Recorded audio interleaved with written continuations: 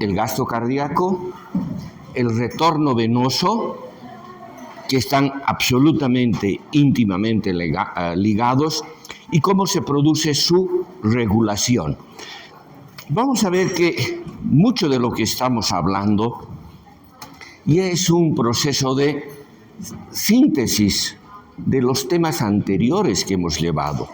Varias de las cosas que vamos a hablar ahora es parte de lo que vimos, tal vez un poco de manera dispersa, pero ahora nuevamente los vamos a conjuncionar para hablar de gasto cardíaco y retorno venoso. Dijimos que anatómicamente el corazón está entre dos pulmones, pero fisiológicamente hemos dicho, son los pulmones que están entre dos corazones, ¿no? El corazón derecho, ¿no?, que recibe la sangre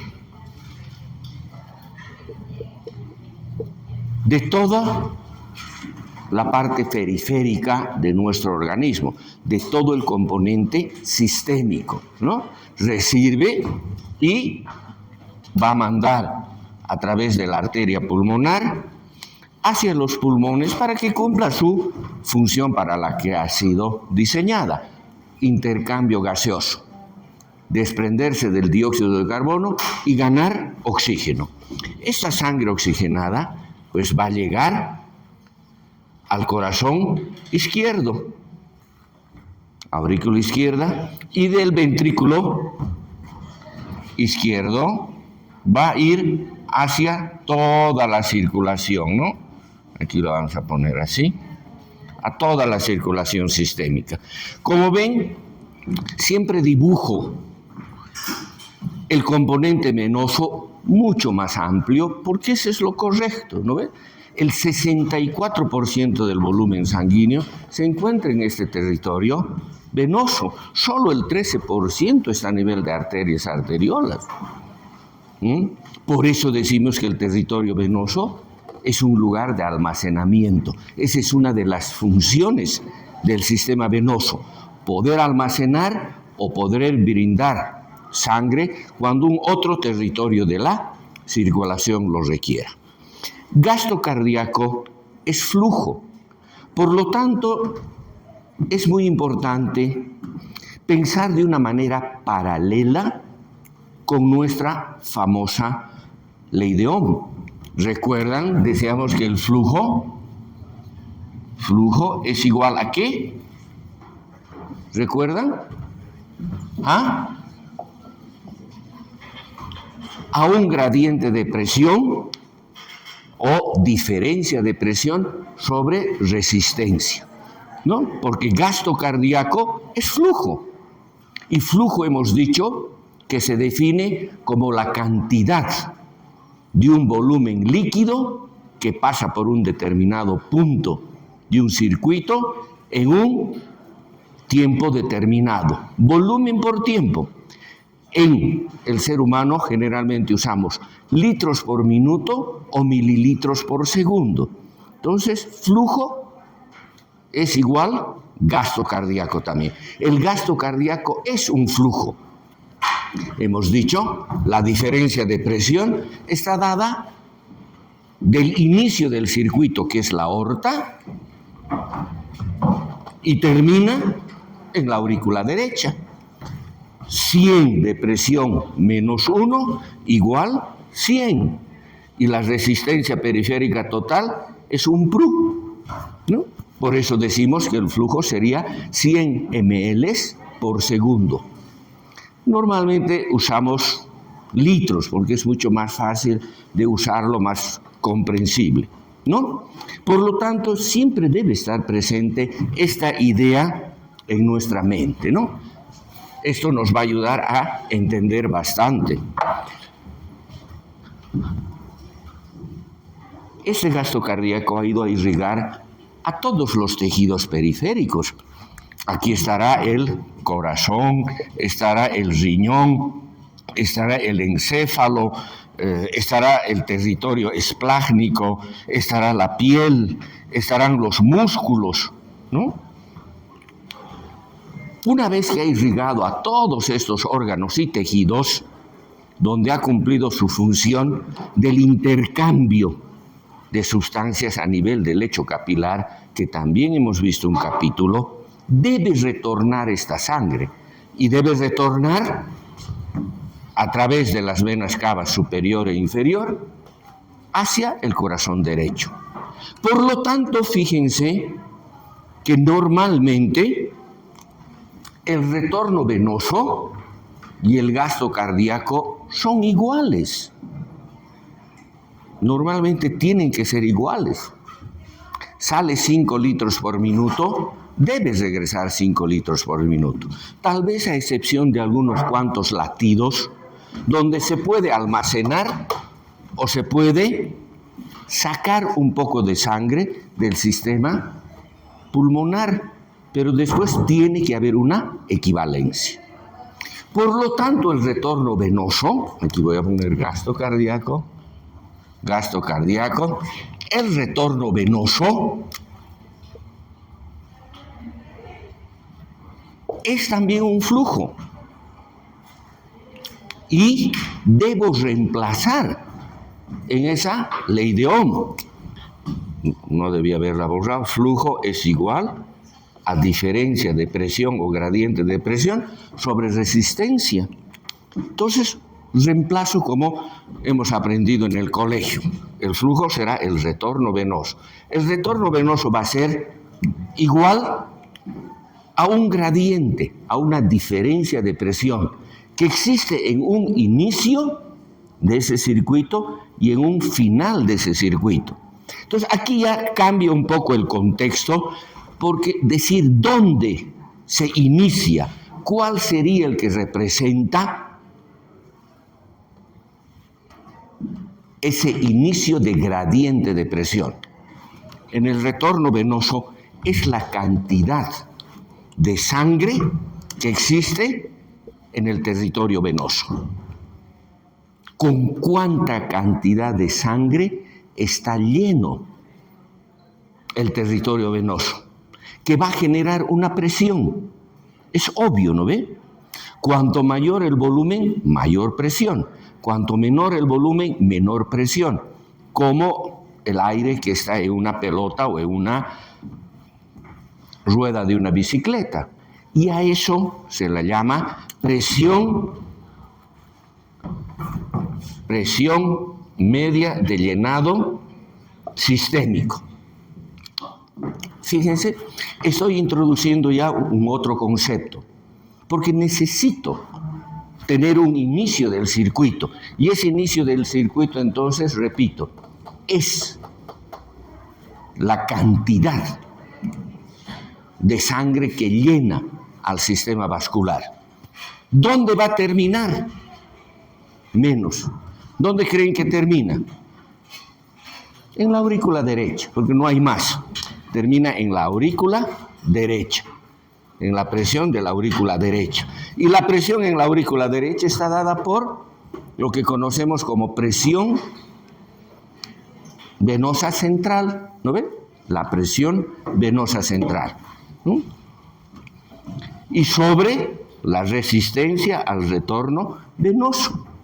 En este caso, recuerden, del gasto cardíaco era la resistencia periférica total, donde decíamos que 2/3 partes de esa resistencia periférica estaban producidos por la resistencia de las arteriolas, de esas válvulas de control, y 1/3 parte por las arterias menores y pequeñas.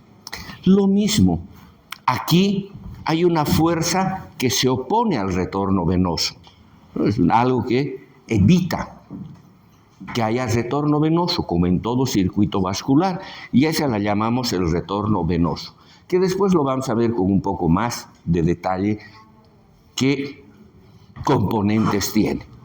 Pero para empezar a entender, vamos a ver que la presión media de llenado circulatorio es de 7 milímetros de mercurio.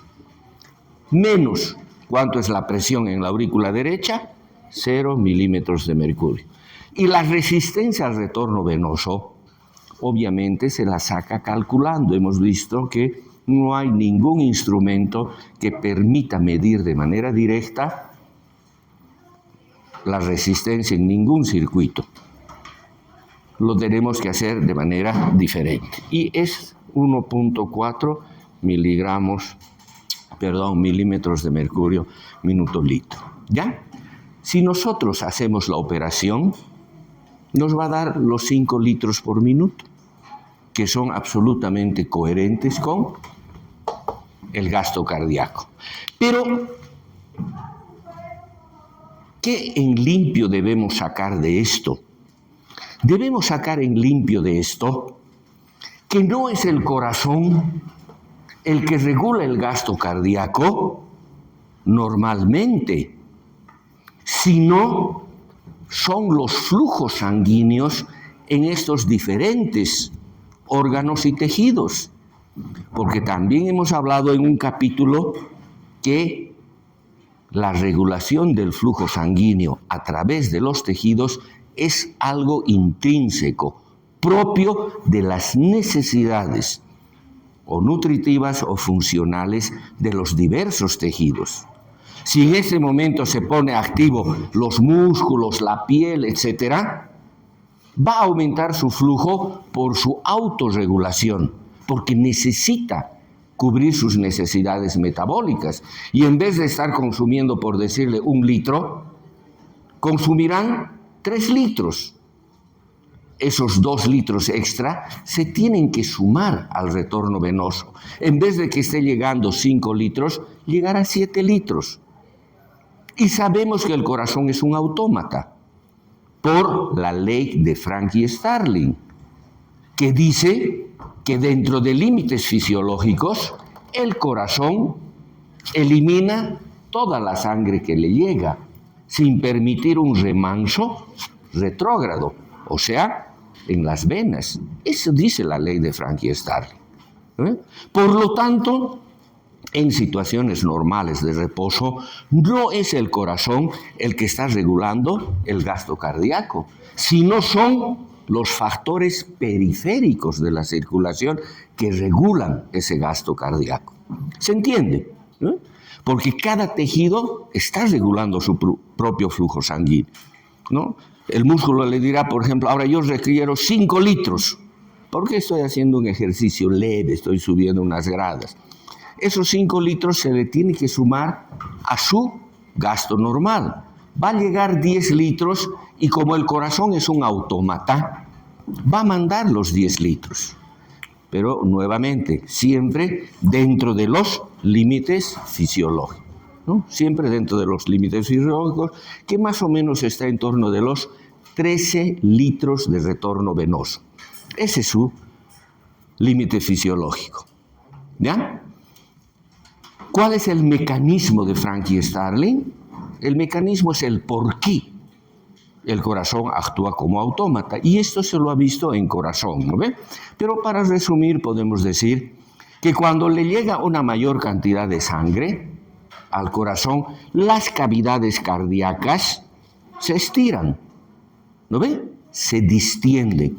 Y esa distensión permite que haya una superposición más óptima entre los filamentos de actina y de miosina. Por lo tanto, la contractibilidad del corazón, o sea, la fuerza de contracción cardíaca, aumenta.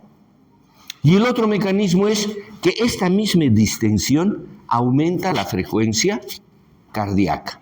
Aumenta de manera directa porque el elongamiento, el estiramiento del nodo sinoauricular aumenta la presión arterial en 10 a 15%. Y se suma a esto el reflejo de Bainbridge. Ese reflejo de Bainbridge nace en el nodo sinoauricular por ese estiramiento y manda información al tronco encefálico, al centro vasomotor, donde estimula el componente cardioacelerador y frena al cardioinhibidor, que está mediado por el vago. Esto genera un 40 a 60% más de frecuencia cardíaca. Por eso que decimos que la frecuencia cardíaca fácilmente puede, al revés, ¿no? Frecuencia cardíaca puede aumentar hasta un 60 a 75%. Bien, el gasto cardíaco, con esta previa introducción, podemos ver que es muy variable. Este gasto cardíaco es muy variable y va a depender de diferentes factores. En primer término, dependerá del metabolismo basal.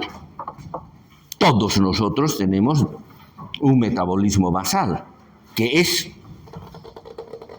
el que está generando la demanda de nutrientes, el metabolismo basal. El grado de ejercicio, el grado de actividad física de la persona. Cuanto mayor actividad, mayor metabolismo, mayor consumo de oxígeno, mayor flujo, mayor retorno. Entonces, el ejercicio. La edad. Los niños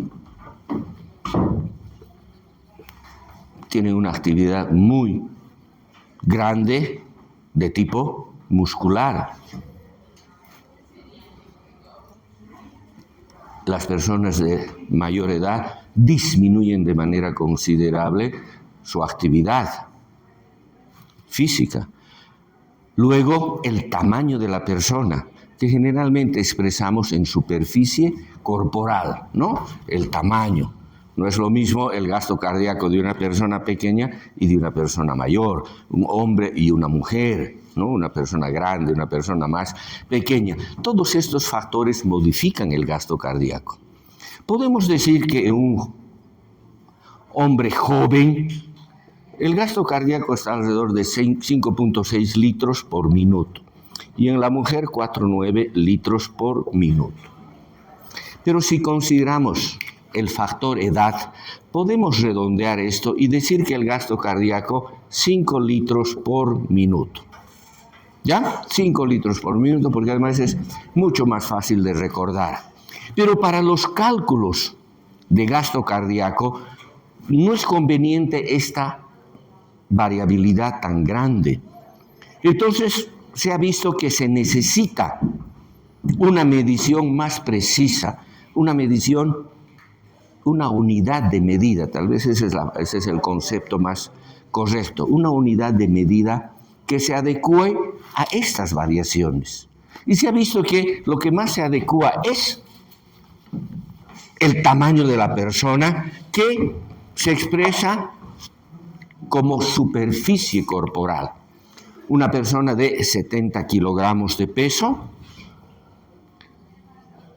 ¿no? Una persona de 70 kilogramos de peso, más o menos tiene una superficie corporal de 1.7 metros cuadrados, ¿no? 5 litros dividido entre 1.7 nos da más o menos a 3 litros por metro cuadrado de superficie corporal. A este valor lo conocemos como índice cardíaco. Por lo tanto, el índice cardíaco no es nada más que el gasto cardíaco por metro cuadrado de superficie corporal. Entonces, una persona más voluminosa va a tener mayor gasto cardíaco, ¿no? Y esa es la manera de poder obtener de una manera más adecuada qué gasto cardíaco va a poseer, ¿no? Les decía que uno de los factores más importantes que genera variabilidad en el gasto cardíaco es la edad. Aquí el gasto cardíaco como índice cardíaco, y aquí tenemos la edad, ¿no? Hasta 80 años y aquí vamos a tener 10 años de edad y aquí lo intermedio. Aquí vamos a tener el índice cardíaco de 3, 2, 4, 5, ¿no? Y vamos a ver que conforme el niño crece en edad, el gasto cardíaco como índice cardíaco aumenta más allá de 4 de índice cardíaco. Porque obviamente un niño de 10 años es imparable, ¿no ve? A Dios gracias, porque todo niño debe ser movedizo, debe ser activo. Y poco a poco va disminuyendo, hasta la edad de 80 años, donde el índice cardíaco disminuye a 2.4 litros por minuto. Y esta disminución se debe a 2 factores. Son 2 los factores que hacen disminuir especialmente. Uno, obviamente, la disminución de la actividad muscular.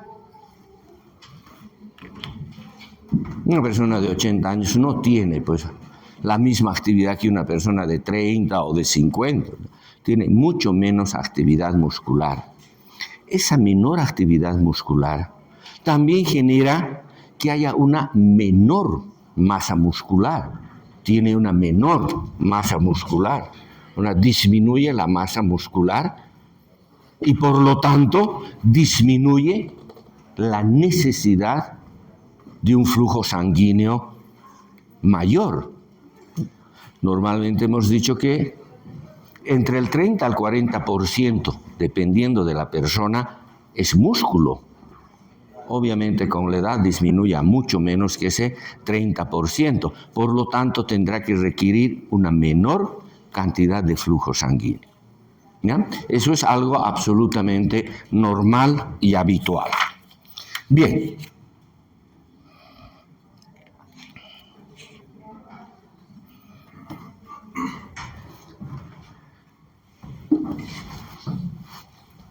Ahora vamos a ver nuevamente algo que hemos tocado la anterior clase,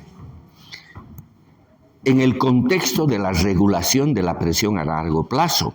Aquí lo vamos a ver en el contexto de la regulación del gasto cardíaco, porque siguen unidos a través de la ley de Ohm, ¿no ve? Flujo, diferencia de presión sobre resistencia, siguen. El flujo hemos visto es el gasto cardíaco o puede ser el retorno venoso. Y el gradiente o es la presión arterial media o es lo que hemos visto la presión media de llenado sistémico, ¿no? Pero siempre están trabajando al unísono.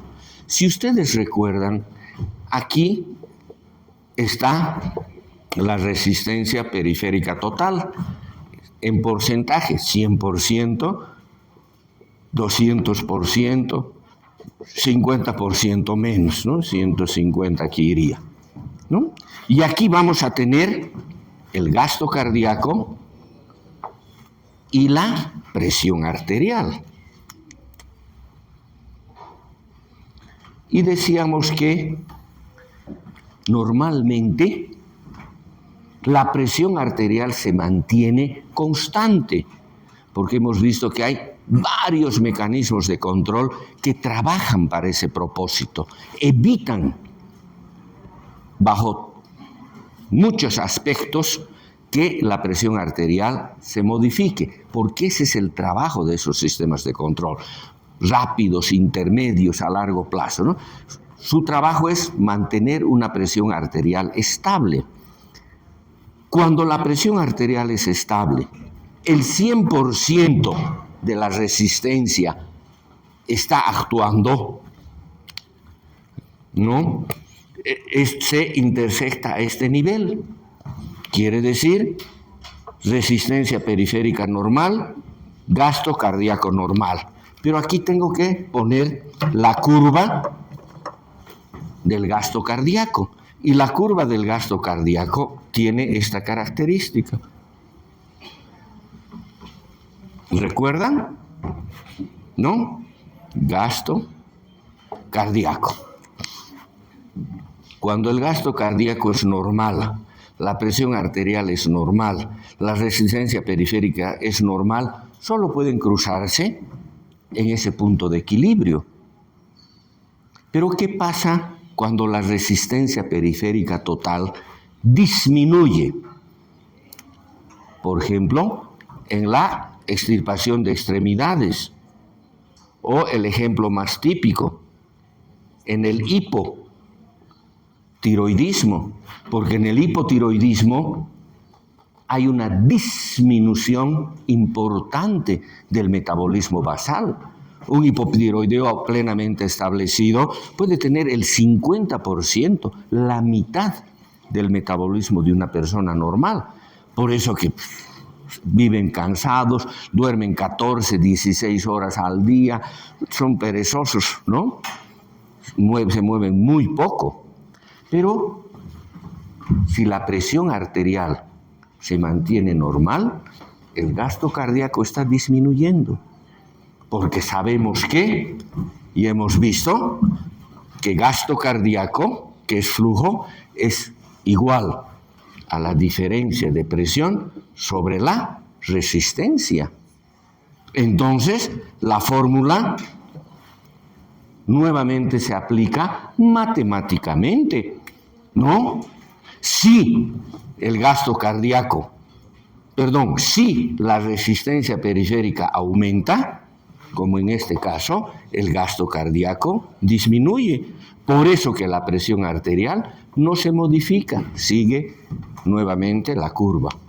La anterior vez hemos puesto de diferente manera la fórmula, pero es exactamente, esa es la maravilla de la matemática, ¿no ven? No puede alterarse, ¿no? Hemos visto con presión arterial es igual a gasto cardíaco por resistencia periférica. Y esto lo podemos poner igualito, ¿no ve? Presión arterial es igual al gasto cardíaco por resistencia periférica total. Por lo tanto, decíamos, si disminuye la resistencia periférica total, aumenta el gasto cardíaco, presión arterial no se modifica. Aquí estoy usando con la otra fórmula, no se dejen engañar. No hay, es exactamente lo mismo. O en las diferentes patologías en las cuales la resistencia periférica total disminuye. Hemos visto la anemia, enfermedades pulmonares, una fístula arteriovenosa, el beriberi, el hipertiroidismo, ¿no ve? Todos estos, fíjense, disminuyen la resistencia periférica. Y si disminuye la resistencia periférica, va a aumentar el gasto cardíaco y la presión arterial se va a mantener. Entonces, es exactamente lo mismo, solo con un enfoque diferente. Por lo tanto, ya, nuevamente tenemos que colegir que es la circulación periférica la que regula el gasto cardíaco. Porque aquí aumenta la demanda metabólica como el hipertiroidismo, por eso que hay una vasodilatación. ¿Lo ven? Hay una vasodilatación y obviamente aumenta el flujo sanguíneo a nuestros tejidos y tiene que aumentar el gasto cardíaco. No hay otro correlato, ¿no?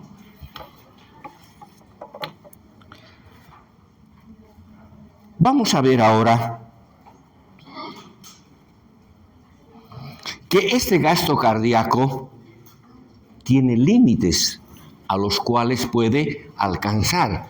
No es que va a aumentar ad infinitum, no, tiene límites. Y estos límites los vamos a ver a través de las curvas de función cardíaca, que son curvas que ya hemos visto cuando hablábamos de funcionamiento cardíaco. Y una curva de función cardíaca lo que hace es relacionar la presión en la aurícula derecha, que normalmente es de 0, más 2, más 4, más 6, más 8 vamos a poner, aquí menos 2, menos 4, y así sucesivamente, ¿no? Y tenemos aquí el gasto cardíaco, lo vamos a hacer con esto nomás, gasto cardíaco. Aquí tenemos 5 litros, 10, 15, 20 litros, digamos.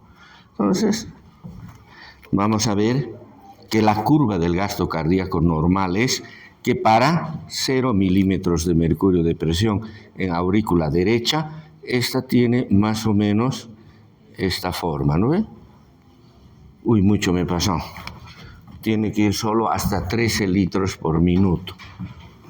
Aquí, hasta aquí. Y después alcanza una meseta. Esta es una curva del gasto cardíaco normal en una persona joven, sana. ¿No?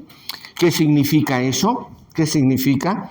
Que cuando la presión en aurícula derecha es normal, es de 0, ¿no? El gasto cardíaco es de 5 litros por minuto. Es lo normal. Pero conforme aumenta un poco la presión, está muy parada esta, ¿no? Conforme aumenta un poco la presión en la aurícula derecha, va a aumentar el gasto cardíaco, ¿ya? ¿Qué significa el aumentar la presión en aurícula derecha? Que le llega más sangre, ¿o no? Porque si le llega más sangre a esa cavidad, tiene que aumentar su presión. Esa es la manera de expresar, ¿no? En vez de decir, está llegando, se está llenando más, simplificamos con incremento de la presión en la aurícula derecha. Y va a llegar hasta 13 litros por minuto. 13 litros por minuto, que es el límite del accionar del mecanismo de Frank y Starling. Hasta ahí llega, por eso dice, dentro de límites fisiológicos, el corazón expulsa toda la sangre que le llega. Ese es su límite, ¿ya? Llega hasta 13 litros sin ninguna intervención, Pero sabemos que el gasto cardíaco puede incrementarse por dos motivos. Puede aumentar el gasto cardíaco, 1 y 2. 1 por la estimulación simpática y obviamente ligeramente la inhibición parasimpática. Porque, ¿qué hace una estimulación simpática sobre el corazón? Muchas veces ya lo hemos visto. Aumenta la fuerza de contracción al doble y puede aumentar la frecuencia de contracción al triple. Por lo tanto, por la estimulación simpática, lo voy a poner en azul, esta curva se puede ir fácilmente hasta 20, el doble y más, 13, 25 litros por minuto, fácil. 25 litros por minuto. Aquí me está fallando, ¿no? 25, 30, 40 litros. Entonces, este corazón, por la estimulación simpática, se ha vuelto un corazón hipereficaz, más eficaz, ¿no? ¿Y cuál creen que sería el otro mecanismo por el cual se puede incrementar esta actividad cardíaca? ¿Cuál creen? La hipertrofia muscular, pues. Una hipertrofia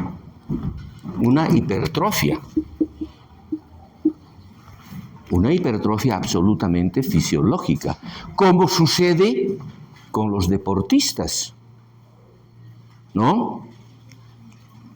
Por ejemplo, los corredores de maratón, son 42 kilómetros que tienen que correr, tienen aproximadamente entre un 50 a 75% más grande su corazón.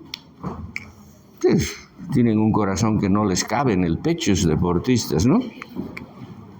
Esta hipertrofia normal, no patológica, aumenta la eficacia del corazón como bomba y puede fácilmente desplazar esta curva del gasto cardíaco hasta 35-40 litros por minuto. Estos deportistas que pueden incrementar su gasto cardíaco de esta manera son aquellos que baten los récords, son aquellos que ganan las medallas de oro en las Olimpiadas. Son estos que, fíjense, cómo pueden aumentar de 5 litros por minuto lo habitual hasta 40 litros por minuto. Entonces, obviamente van a ganar esas competencias en las que participen. La hipertrofia benigna, como sucede con cualquier músculo esquelético que se ejercita, ¿no? Ahí ven, es que levantan pesas, ¿no ven? Tienen una musculatura impresionante, ¿no ven?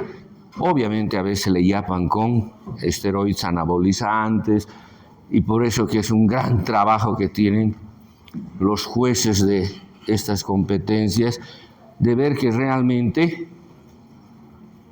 esa masa muscular, ese aumento del rendimiento muscular, sea efecto de algo fisiológico y no ayudado por los esteroides anabolizantes, ¿no? Fundamentalmente. O en su caso que realmente sea hombre y la otra realmente sea mujer, ¿no? Esa es una distorsión perversa.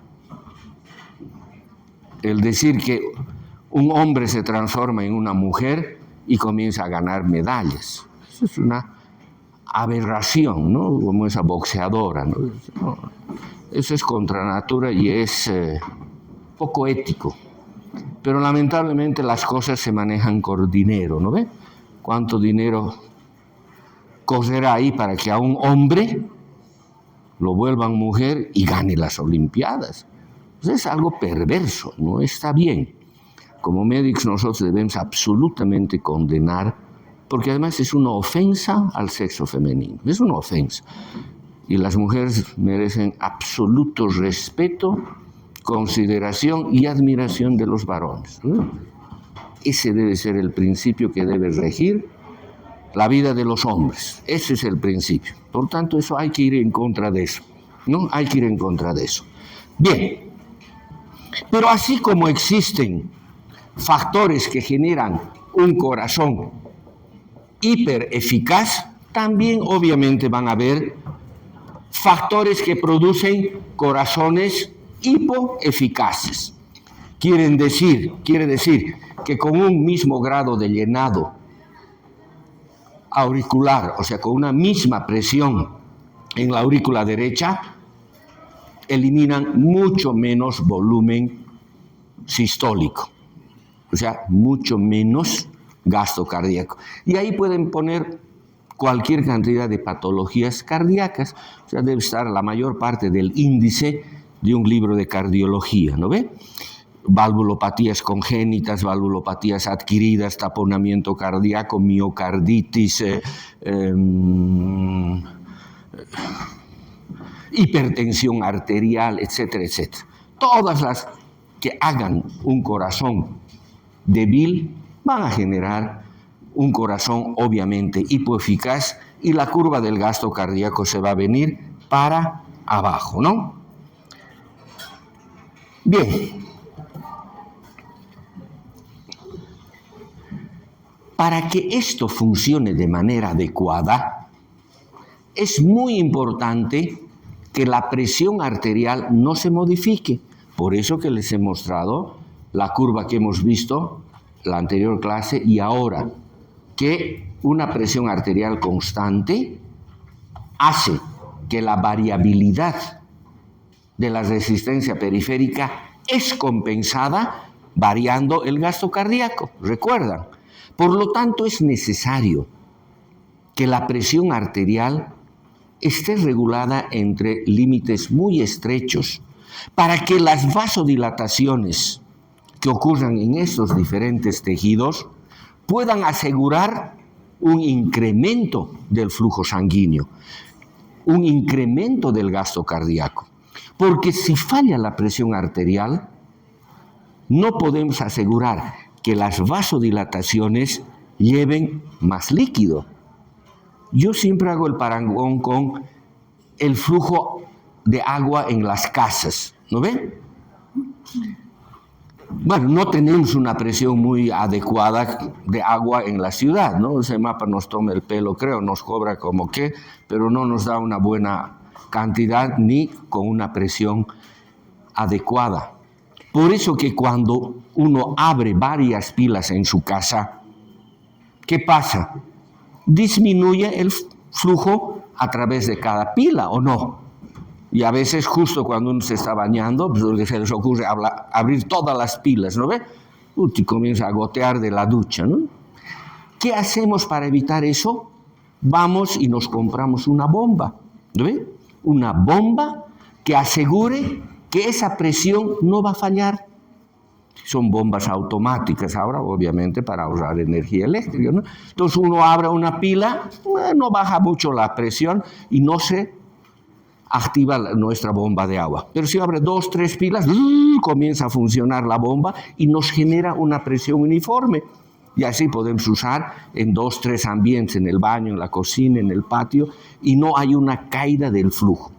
Por lo tanto, es absolutamente necesaria que la presión arterial no se modifique para que una dilatación, una apertura de más pilas, mantenga el flujo sanguíneo adecuado. Y esto se ha visto en experimentos en los cuales se ha bloqueado el sistema de regulación de la presión arterial y se ha incrementado el flujo sanguíneo, o sea, el gasto cardíaco, obviamente a través de inyectarle una sustancia al perrito como el dinitrofenol, ¿no? Que es una sustancia que aumenta la actividad metabólica hasta en 4 veces, ¿no?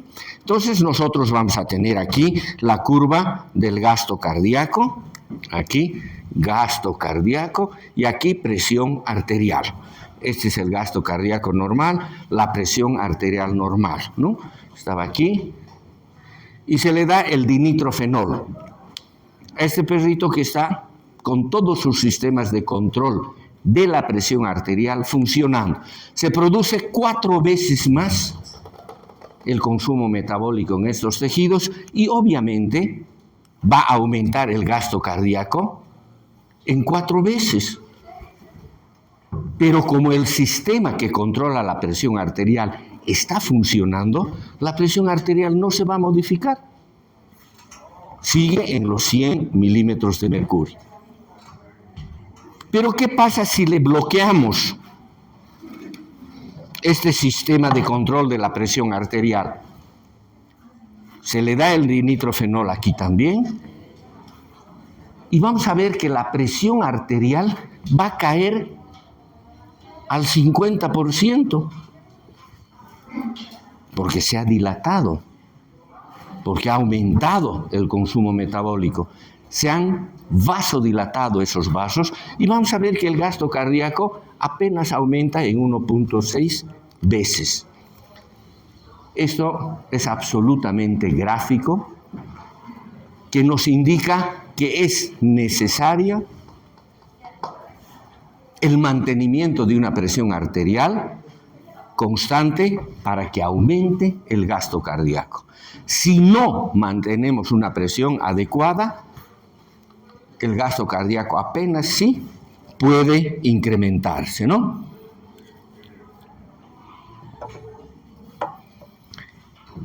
Este experimento además nos permite explicar por qué es necesario que inclusive aumente un poco la presión arterial cuando se hace ejercicio. Hemos visto que el realizar un ejercicio intenso es una de las situaciones más estresantes que sometemos a nuestro sistema cardiovascular, porque normalmente nuestros 30-40% de masa muscular que tenemos en estados de reposo, como ahora nos encontramos, requiere 750 mililitros por minuto, menos de 1 litro.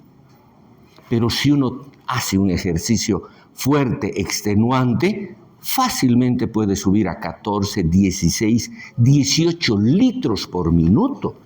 Es una bestialidad, ¿no ve? ¿No? De 4 ml por 100 gramos de músculo por minuto, se sube a 80. Por eso que de menos de 1 litro a 16, 18 litros. Pero para eso tiene no solo que mantenerse la presión arterial, debe incrementarse de una manera ligera. Obviamente va a depender del tipo de ejercicio. Cuanto mayor masa muscular realice ejercicio, la presión arterial se incrementa menos. Cuanto menos masa muscular haga ejercicio, la presión arterial se incrementa más. Por eso decimos que normalmente el incremento de la presión arterial con el ejercicio está entre un 30 a 60%. Pero en algunos ejercicios puede llegar fácilmente al 90% o inclusive el 100%. Eso lo vamos a ver el viernes cuando hablemos de regulación de la circulación en el ejercicio. Pero es nada más por masa muscular, por cantidad de masa. Les decía que es importante que aumente, porque este aumento de presión no solo va a aumentar el gradiente de presión, sino que esa presión va a distender los vasos sanguíneos porque son elásticos y va a aumentar la conductancia. ¿Recuerdan? La ley de la cuarta potencia. Por eso que ese músculo puede recibir 16, 18 litros por minuto, porque la presión se ha incrementado. ¿Y por qué se incrementa la presión? ¿Qué es el que dice que aumente la presión? Es nuestro sistema nervioso central, que al mismo tiempo que manda la información para que se muevan nuestros músculos, para que se muevan tu pie aquí, tu mano allá, no sé, depende del deporte o ejercicio que estés haciendo, también esa información de la corteza motora va al tronco encefálico, al centro vasomotor y dice, esta persona está haciendo ejercicio, tienes que aumentar la presión arterial. Y el centro vasomotor responde como lo sabe hacer. Tres cosas que hemos dicho: vasoconstricción arteriolar, obviamente en los territorios donde no hay actividad. En el músculo no puede haber vasoconstricción si uno no hace ejercicio. Pero va a haber vasoconstricción en esos territorios, que hemos visto que son los de deshojar margaritas, ¿no ve? Las fibras vasoconstrictoras que van riñón, piel, vaso y gastrointestinales, mucho. Poco, decíamos, músculo esquelético. Nada encéfalo y corazón. Entonces, ahí va a haber una vasoconstricción, ¿para qué? Para aumentar la resistencia periférica. Y va a haber en el territorio venoso, ¿qué cosa? Vasoconstricción. ¿Para qué? Para que esta sangre que está acumulada, aproximadamente 1 litro, le preste y diga, este litro en vez de estar almacenado, vaya a ser útil hacia los músculos que han aumentado su actividad. Y el tercer influjo, ¿a dónde va? Como rezo ya deberían saber. Perdón, al corazón, pues. Aumenta frecuencia y aumenta fuerza de contracción.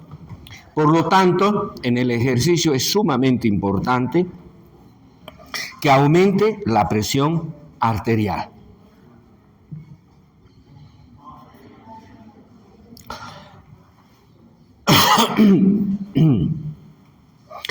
Como corolario vamos a hablar algo de la elevación y la disminución patológica del gasto cardíaco. La elevación del gasto cardíaco siempre va a estar dada por una disminución de la resistencia periférica total. No hay otra manera de aumentar el gasto cardíaco si no es disminuyendo la resistencia periférica total. Un factor de origen cardíaco que aumente la presión que aumente el gasto cardíaco siempre va a ser dominado por la autorregulación del flujo sanguíneo a través de los tejidos. ¿Ya? Porque si ustedes le dan algún estimulante cardíaco, aumenta el gasto cardíaco por esa estimulación directa del corazón, aumenta el gasto cardíaco, llega mayor cantidad de sangre a los tejidos periféricos e inmediatamente comienza la autorregulación de los tejidos. Dicen, no necesitamos tanta sangre. No, y estas válvulas se cierran. Disminuye el retorno venoso y tiene que disminuir el gasto cardíaco, por más que haya una estimulación cardíaca. Porque la ley de Frankenstein le dice, manda el corazón a la periferia lo que le llega a través del retorno venoso. Entonces, la única manera patológicamente de aumentar el gasto cardíaco es lo que hemos visto, ¿no? Por ejemplo, el hipertiroidismo, les decíamos, ¿no? Aumenta la actividad metabólica, aumenta el flujo sanguíneo, aumenta el retorno venoso, aumenta el gasto cardíaco. Otra que creo que ya muy difícilmente se ve es el beriberi, ¿no? Una deficiencia especialmente de la tiamina, ¿no?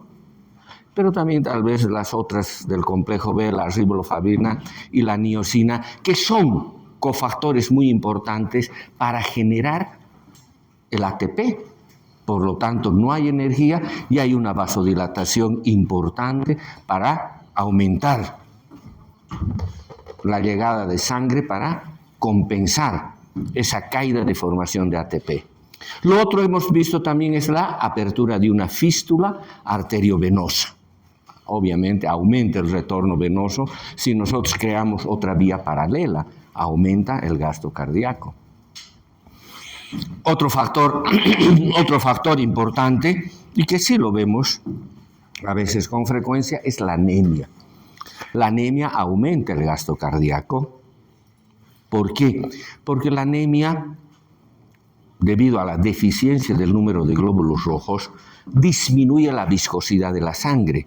Y si disminuye la viscosidad de la sangre, el retorno venoso es mayor, porque disminución de viscosidad de la sangre disminuye la resistencia venosa. Por lo tanto, regresa mucho más fácilmente. Y lo otro es déficit en el acarreo de oxígeno. Hay menos glóbulos rojos, hay menos hemoglobina, llega menos oxígeno, tiene que haber una vasodilatación. Vasodilatación aumenta el retorno venoso, aumenta el gasto cardíaco, ¿no? Así como hay factores que aumentan el gasto cardíaco, también hay factores que disminuyen el gasto cardíaco. Y esa disminución del gasto cardíaco, obviamente y lógicamente, tiene dos componentes. Disminución del gasto cardíaco. Dos componentes. ¿Cuáles creen que son esos dos componentes? Con todo lo que hemos visto. Aquí está la respuesta. ¿Ah? ¿Perdón? Correcto, pero ¿a qué iría el parasimpático? Al corazón, ¿no ve? Entonces va a ser disminución del gasto cardíaco por factores cardíacos. Porque esta es la bomba, ¿no ve? Aquí está. Llega y le manda. Llega y le manda. Porque es un autómata. Pero si este corazón está dañado, con todo lo que hemos mencionado, cardiopatías adquiridas, congénitas, hipertensión, miocarditis, taponamiento cardíaco, infarto de miocardio, isquemia coronaria, bla, bla, bla, bla, no va a poder cumplir la ley de Starling. Entonces, de origen cardíaco. ¿Y cuál sería el otro?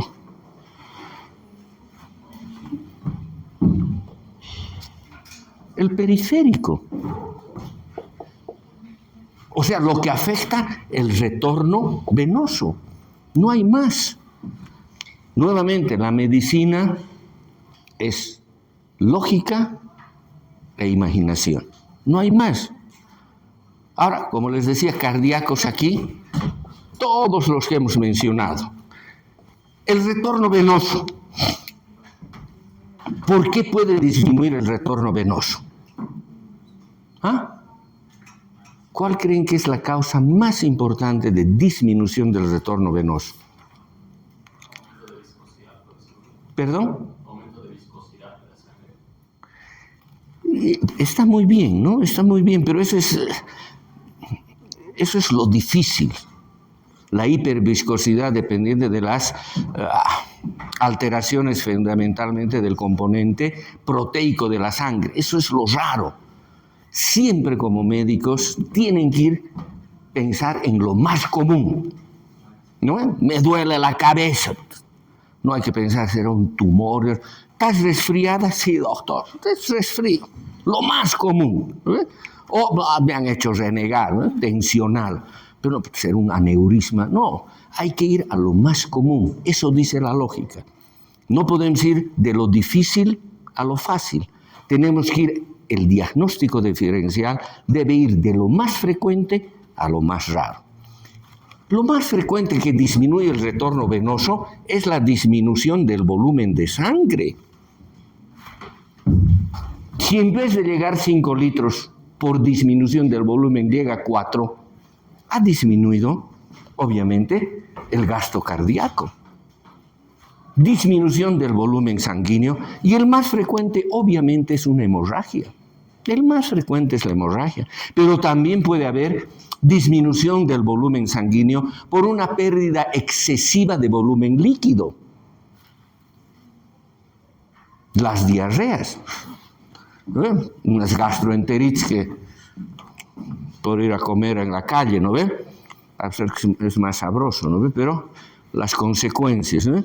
Una gastroenteritis. Por eso hay que preocuparse de hidratar a la persona. Lo primero, hidratar, sales de rehidratación, ¿no? Generalmente se elimina por esa acción de lavado, ¿no? Porque la diarrea es un mecanismo de protección, no hay que cortarla. Es un mecanismo, lo que hay que hacer es reponer para evitar esto, ¿no? Los quemados, obviamente, ¿no? O en el golpe de calor, ¿no?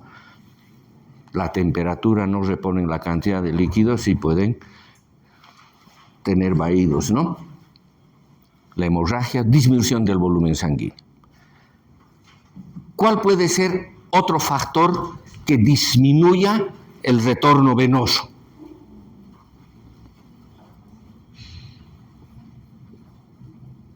La obstrucción venosa. La obstrucción venosa. Una vena importante se obstruye, no permite un retorno venoso adecuado y obviamente disminuye el gasto cardíaco, ¿no? Por eso que, por ejemplo, ahora creo que hay una regulación en los asientos de los aviones, porque por ganar más dinero creo que los acercaban mucho y varias horas de vuelo y se producía por éstasis venoso un trombo a nivel del territorio venoso de las piernas. Disminuye un retorno venoso, disminuye el gasto cardíaco y la persona, pues, inclusive puede fallecer. Y si ese trombo se desprende, se transforma en un émbolo. Y ese émbolo llega al corazón derecho y produce un infarto pulmonar, que depende de la gravedad, puede morir el paciente, ¿no? Una obstrucción venosa. Luego, el otro, ¿cuál puede ser? ¿Cuál es otro factor que puede disminuir el retorno venoso? La dilatación del territorio venoso. Se almacena mucha más sangre de la que debería. Y eso lo hemos visto, por ejemplo, en el síncope vasovagal o síncope emocional.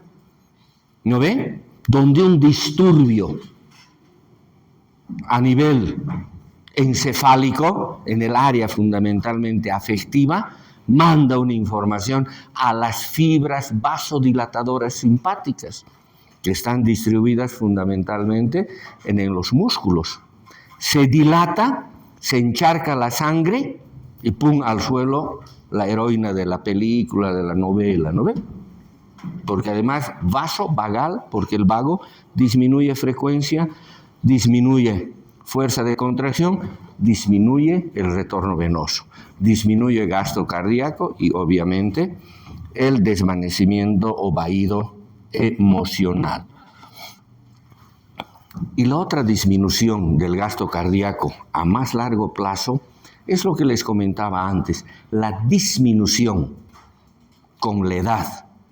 Normalmente disminuye el gasto cardíaco con la edad, por eso les he dicho que a los 80 años el índice cardíaco no es de 3 litros por minuto, es de 2.4 litros por minuto, porque las personas de edad tienen menor masa muscular y tienen menor grado de actividad. Por eso es que también puede haber una disminución del gasto cardíaco en jóvenes, pero que están sometidos a reposo, ¿no? Por una cirugía, por alguna cosa, tumbados en cama bastante tiempo, tienen que reducir su gasto cardíaco por esa condición de no tener una actividad metabólica importante. Bien, este es el componente del gasto cardíaco que vamos a ver está absolutamente relacionado con lo que vamos a ver ahora, que es el retorno venoso. ¿Ya? El retorno venoso es también un flujo. Por eso que he partido mi exposición hablando del retorno venoso, para que no pensemos que es algo diferente, es algo totalmente aislado. Es absolutamente junto. Y hemos visto que el retorno venoso es también un flujo. Y por lo tanto, si es un flujo, tiene que someterse a la ley de Ohm. Retorno venoso es igual a ese gradiente de presión que hemos dicho está dado por la presión del llenado sistémico menos la presión en aurícula derecha sobre la resistencia al retorno venoso. Teniendo en cuenta este concepto, va a ser muy fácil ya manejar. Son esos tres los que determinan. Por eso aquí dice, ¿no ve? En el Guyton. ¿Cuáles son los que determinan el retorno venoso? La presión media de llenado, la presión en la aurícula derecha y la resistencia al retorno venoso. Son los que participan en regular las curvas de del retorno venoso. Y por lo tanto, así como hemos visto que había una curva del gasto cardíaco, ¿lo ve? Aquí, ¿no? La presión en la aurícula derecha, ¿no? Aquí menos 2, 0, más 2, más 4, etcétera, etcétera. ¿No? Y aquí los 5 litros, los 10, los 15, los 20 litros. ¿Recuerdan? La curva del retorno venoso era que para una presión de 0 había 5 litros, ¿no? Iba así, más o menos hasta 13 litros. Normal, sin ninguna estimulación externa ni hipertrofia cardíaca. No ha caído en 13, pero imagínense que ha caído en 13. Para el retorno venoso, al ser un flujo, tenemos que usar exactamente la misma gráfica, solo que aquí vamos a poner que aquí hay un valor muy importante que es de más 7 milímetros de mercurio, aquí está, y vamos a ver que para 0 es 5 litros, haré con azul, para 0 es 5 litros de retorno venoso, ¿no ve? Entonces esta tiene que ir así, después hasta menos 2 sube un poquito más y después hay una meseta. ¿Esto qué significa? Que cuando la presión en la aurícula derecha es de 0, el retorno venoso es igual a 5 litros por minuto. ¿Qué llama la atención aquí? Dos cosas. Tal vez la más importante es que cuando la presión de la aurícula derecha llega a 7 milímetros de mercurio, el retorno venoso es 0. ¿O no les llama la atención eso? Es 0. ¿Pero por qué es 0? Porque no hay gradiente de presión. Para que haya flujo, recuerdan cuando iniciamos esta unidad, decíamos, tiene que haber una diferencia de presión. Puede tener 100 milímetros de mercurio en el inicio del vaso, y si en el otro extremo del vaso hay 100 milímetros, no hay gradiente, no hay flujo. Siempre tiene que haber algo, por ejemplo, ¿no? 10 a 5, etc. Y fíjense, ¿cuánto es la presión media de llenado sistémico? Hemos visto que es de 7 milímetros de mercurio. ¿Ya? Si la presión llega en aurícula derecha a 7 milímetros de mercurio, ¿cuánto es 7 menos 7? 0. 0 retorno venoso. Por eso es tan importante este valor, ¿ya? Que nos va a poder explicar las variabilidades del retorno venoso en diferentes circunstancias. Aquí vemos que aumenta unos 2 litros más cuando la presión es negativa, porque una presión negativa a nivel de la aurícula derecha significa que el corazón está trabajando de manera vigorosa, ¿no ven? Está aspirando. Negativo es aspiración, ¿no ven? Pero vamos a ver que encuentra una meseta. ¿Por qué creen que encuentra esa meseta? Porque por más que aumentemos la presión en la aurícula derecha a menos 10, a menos 20, creo que el libro dice inclusive hasta menos 50, no se va a incrementar. ¿Por qué creen? Por el colapso de las venas. La presión negativa colapsa. Es como un globo de carnaval, ¿no? Lo pueden cortar, hacen un tubito. Por más que chupen lo más que pueden, está colapsado. No va a circular líquido ni aire en ese espacio colapsado. ¿Ya? Bien.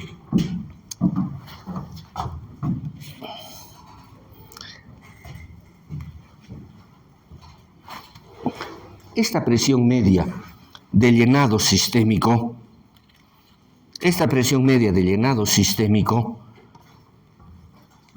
significa el grado con que está lleno nuestro sistema vascular. Hay dos conceptos que son muy similares. Aquí los voy a dibujar, que es la presión media de llenado circulatorio y la presión media de llenado sistémico. La presión media de llenado circulatorio significa qué presión existe en nuestro sistema circulatorio cuando se para el corazón. ¿Ya? Deja de funcionar la bomba cardíaca. Se le genera una fibrilación auricular, un shock eléctrico, paro cardíaco.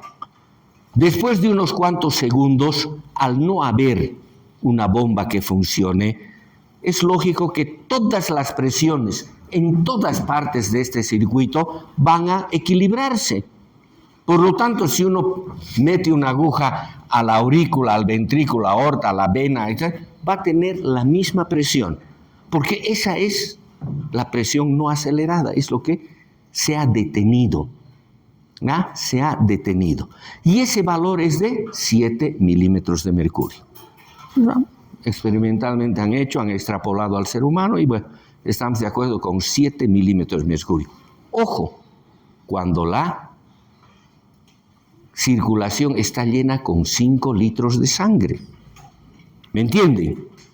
Si está con 5 litros de sangre lleno, paro toda circulación, 7 milímetros de mercurio. La presión de llenado sistémico es en la circulación sistémica. Eliminamos la circulación pulmonar. En este caso lo que hay que hacer en el animalito, le han pinzado la aorta y le han pinzado las venas cavas, ¿no? Totalmente. Entonces ya no hay flujo y es lo mismo, 7 milímetros de mercurio. ¿Por qué? Porque la circulación el aparato circulatorio pulmonar no tiene gran injerencia porque tiene muy poca cantidad de sangre, la 10ª parte de la cantidad de sangre que el resto del organismo, y su capacitancia también es muy pequeña, una 8ª parte de lo normal. Por lo tanto, se consideran que las dos son iguales, 7 milímetros de mercurio. ¿Ya? Esta presión media de llenado sistémico se puede aumentar si aumentamos el volumen sanguíneo. ¿No ve? Obvio, se puede aumentar. O puede también aumentar si disminuimos la capacitancia. O puede disminuir si aumentamos la capacitancia del sistema circulatorio. La capacitancia significa lo que puede contener. Y para eso hay una curva. Y para eso podemos ver estas curvas de la presión media. Esto ya lo voy a borrar. Ya está en sus mentes muy bien plasmado. Y podemos ver con una gráfica. Las gráficas siempre son interesantes de usarlas porque a veces son más explícitas, ¿no? Aquí está 5 litros de sangre, 5 vamos a poner, 5 litros, 4 litros, aquí pondremos 10 litros, 15 litros de sangre, ¿no? Y aquí vamos a poner la presión, 7 milímetros de mercurio, el doble 14 milímetros de mercurio, más o menos. ¿No? Voy a hacer lo normal. Quiere decir que cuando estamos con 5 litros de sangre en nuestro sistema circulatorio, 5 litros, la presión media de llenado sistémico es 7 milímetros de mercurio. Es como decir, le pongo tal cantidad de aire a una pelota y tiene esta presión. Y vamos a ver que la característica es que es una curva con mucha pendiente. Nunca le calculamos, ¿no? Con mucha pendiente. ¿Ya? Quiere decir que variaciones pequeñas del volumen generan amplias variaciones de la presión media de llenado sistémico. ¿Qué llama la atención aquí? ¿Qué he hecho hacer con 4 litros? Fíjense, cuando nuestro sistema circulatorio tiene 4 litros de sangre, la presión media de llenado sistémico es de 0. Y si reemplazo este 7, este 0 por menos 0, es igual a 0. Digo, 0 menos 0 es 0. Fíjense, no habría retorno venoso, no hay gasto cardíaco. Pero ustedes me pueden saltar nuevamente y decir, pero doctor, usted varias veces ya ha dicho que podemos perder 1 litro, 20% de volumen sanguíneo o hasta 25%. Y si nuestro sistema cardiovascular está normal, no pasa nada. Pero aquí nos está diciendo lo contrario. Con 5 litros, 7 para cumplir eso. Pero con 4 litros, 0. Entonces, ¿qué creen que pasa aquí?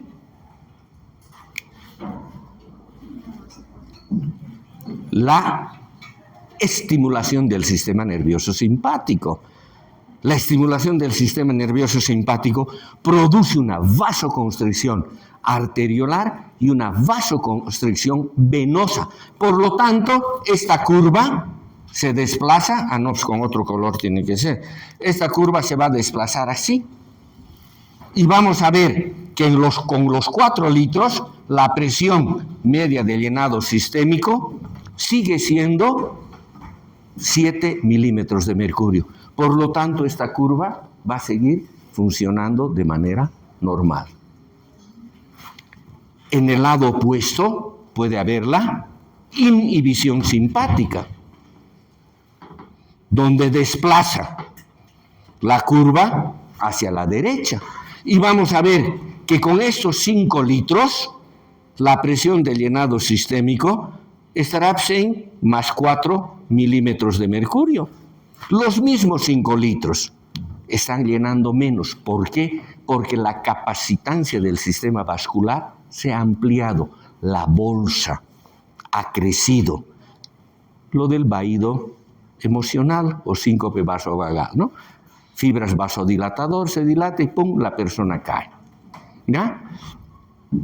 Bien, vamos a ver ahora que esta presión media de llenado sistémico también puede aumentar porque o aumenta el volumen sanguíneo o aumenta la vasoconstricción, lo que estamos viendo aquí por una estimulación simpática. Entonces, esta curva se va a desplazar a la derecha y arriba. Si, por ejemplo, se duplica menos 14 milímetros de mercurio, esta curva va a ir ahora, lo vamos a poner con rojo, así.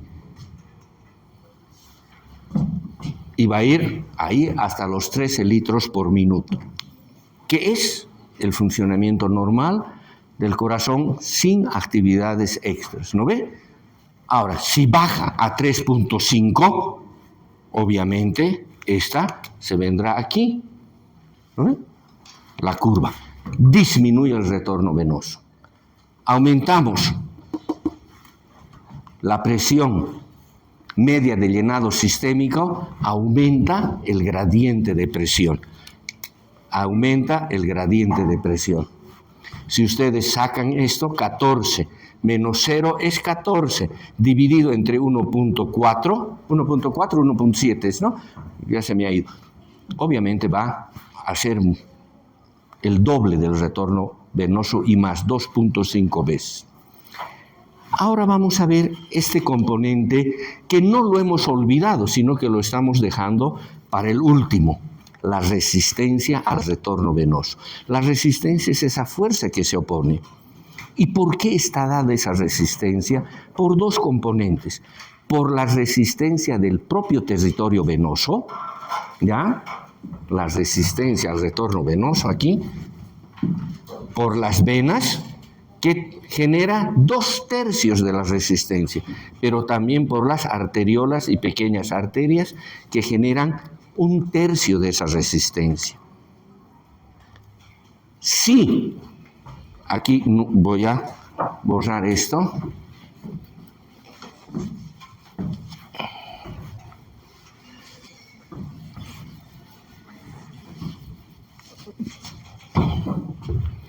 Aquí nuevamente vamos a dibujar esa, ¿no? Aquí está 0, aquí los famosos 7 más 7 milímetros de mercurio, y aquí tenemos los 5 litros, ¿no ve?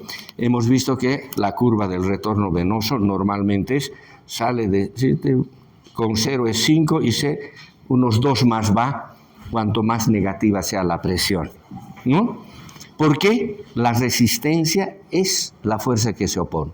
Si nosotros disminuimos la resistencia al retorno venoso a la mitad, obviamente esta curva se va a desplazar hacia el doble. O sea, en vez de ser 5 litros, 5, 6, 7 va a ser los 13 litros a 14 litros que va a ir. Pero si yo aumento la resistencia aquí al doble, duplico, esta curva va a desplazarse hacia abajo, porque la fuerza que se opone ha crecido, ha aumentado.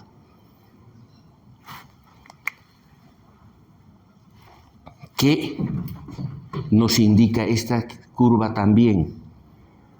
Que sea cual sea la resistencia al retorno venoso, sigue siendo este retorno venoso de 0 cuando la presión en la aurícula derecha llega a 7 milímetros de mercurio. ¿Por qué no hay gradiente de presión? ¿Sí o no? Porque el que hace circular es el gradiente, esa diferencia de presión, lo que está arriba de la ecuación, ¿no ve? Inicial menos final presión. Sea cual sea la resistencia. Puede haber muy poca resistencia, pero no hay gradiente, no hay flujo. Estas curvas se pueden combinar Estas curvas se pueden combinar disminuyendo, aquí se ha ido a 13 litros. Estas curvas se pueden combinar disminuyendo la resistencia y aumentando la presión media de llenado, por ejemplo, por una estimulación simpática. Por lo tanto, esta combinación de disminuir la resistencia y aumentar la presión media de llenado sistémico desplaza esta curva bien a la derecha y arriba, y fácilmente nos puede llevar a lo que hemos visto, 25 litros, o si es un atleta entrenado, 35 a 40 litros de retorno venoso y por lo tanto de gasto cardíaco. No le veamos la cosa fea al retorno venoso, no es. Hay que pensar como un complemento más del gasto cardíaco. Si ustedes ven, no estoy tocando ningún análisis gráfico, porque los análisis gráficos son componentes cuantitativos. Aquí lo que nos interesa es lo cualitativo. Lo cuantitativo tiene que ver con la patología. Cuánto se desplaza, cuánto llega, si entra en isquemia, no entra en isquemia. Algo que es muy importante saber ahora es que cuando el gasto cardíaco, y eso me estaba olvidando mencionarles, que cuando el gasto cardíaco disminuye, la disminución del gasto cardíaco a niveles que no puede satisfacer la nutrición de los tejidos, se llama, ¿qué se llama esto?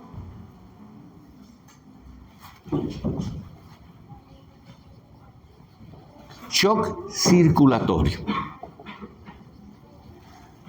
Cuando el gasto cardíaco disminuye a un nivel que no puede satisfacer las necesidades nutricionales y funcionales de los tejidos, decimos que el individuo está en un shock circulatorio. Y este shock circulatorio se le tiene que poner un apellido. Si depende, como hemos visto, de una falla cardíaca, ¿no ve?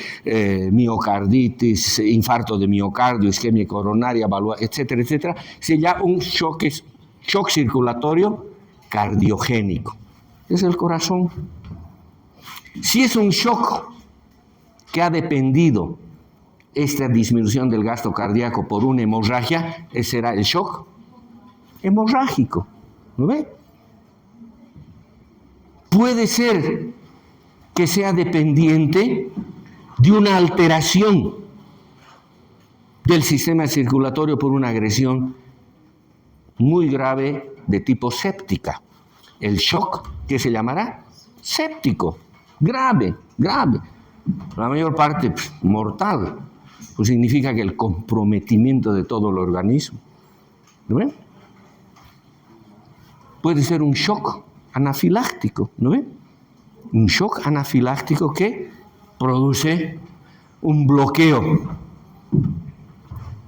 de todo nuestro sistema de compensación de una gran cantidad de sustancias vasodilatadoras, ¿no? Bradicinina, histamina, serotonina, etc. Será un shock anafiláctico. Le pueden dar diferentes nombres, ¿no?